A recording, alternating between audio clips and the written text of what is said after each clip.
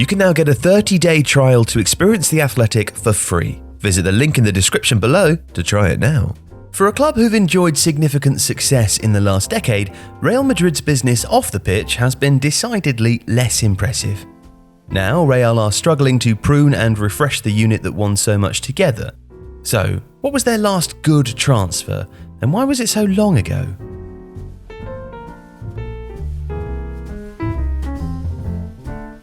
Real Madrid are entwined with the original Galactico concept and the flawed but fun and decadent football of the Luis Figo, Zinedine Zidane, Ronaldo and David Beckham era.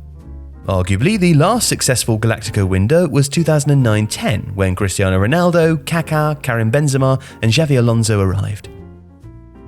The following season brought Angel Di Maria, Mesut Ozil and Sami Khedira for sensible fees, and Gareth Bale's arrival in 2013-14, while hugely expensive, basically delivered. So far so reasonable. Since then, however, Real have spent a lot of money with relatively little return. James Rodriguez was signed for a vast £63 million off the back of the 2014 World Cup and would eventually leave on a free transfer.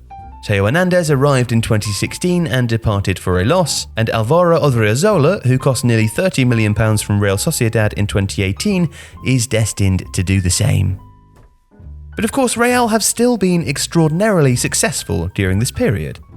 4 Champions League trophies, 3 La Liga titles, all in the era of the Messi-led Barcelona and the increasing power of Manchester City, Paris Saint-Germain and the traditional European powerhouses is not to be underrated. But the core of those sides were acquired before 2014. Real have been holding on since then. And the last of the outstanding group who won so much was signed in 2014-15. Toni Kroos. He is arguably the last unqualified success that Real Madrid had in the transfer market, and he only cost £25 million. Kroos, and with him Modric and Casemiro, gave Real the perfect combination of progression and solidity, creativity, and in the Brazilians' case, bite. They created a platform for the attacking players with their passing, set the tone for the team's dominance with their pressing or control of space, and produced individual moments of brilliance to win games. So, from the 2010-11 window to the present, Real Madrid have, according to Transfer Market, spent £1.16 billion in transfer fees alone. It's an eye-watering amount of money. In that period, they've recouped £839.5 million, actually a very healthy amount, but it still does leave them in the red. The last significant splurge was in 2019-20, when some £350 million was spent. The preceding window saw £162 million in outgoings too. Eden Hazard has been an expensive disaster, and while Thibaut Courtois and Ferland Mendy have been good, it's hard to argue that either have provided obvious upgrades. You see, part of Real Madrid's problem has been that Florentino Perez has largely sought to invest in young players who have potential. And this is for one of 2 main reasons. Firstly, to keep the wage bill at a manageable ratio to turnover, which Madrid have certainly succeeded in doing, and secondly, to refresh an aging squad with players who can either impact the first team relatively quickly or be sold for profit. But of course, that is a strategy full of risk. Promising young players often come at a premium, and their progress, particularly at a club of Real's size, is always subject to potential difficulties in adaptation and maturity, and development happens at uncertain speed. Compare the combined £90 million for Vinicius Jr. and Rodrigo, or the £30 million for Reina, who managed just 245 minutes on loan at Borussia Dortmund, to the £6.5 million for Marcelo, or the £6 million for Casemiro.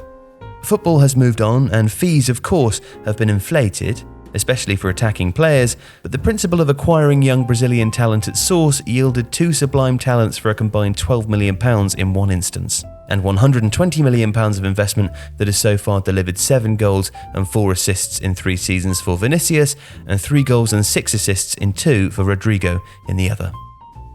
It illustrates the uncertainties in the market and the perils of such an approach.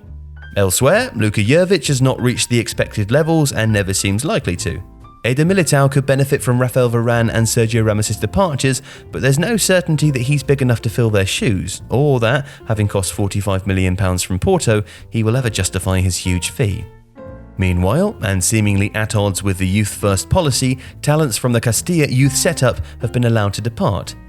Achraf Hakimi and Marcos Llorente are more than good enough to play for Real Madrid and would have cost only wages.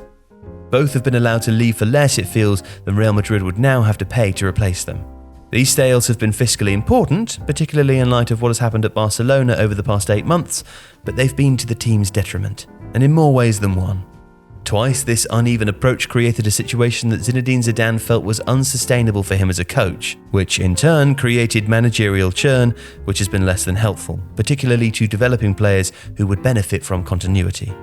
The Toni Kroos signing may not only be the last success Real Madrid had in the market, it may also be the last time they signed the right player at exactly the right time and within the right circumstances. It's not a coincidence then. If you like this video, please consider subscribing to the channel. And if you do enjoy Tifo, then you'll probably also like The Athletic. If you watch our tactics videos, you should go and read Michael Cox. If you're into data, read Tom Warville. And if you're into transfers, it's David Ornstein. Plus, if you're a fan of any Premier League team, then there's a journalist dedicated to you, and you can try it for free for 30 days now by clicking the link in the description.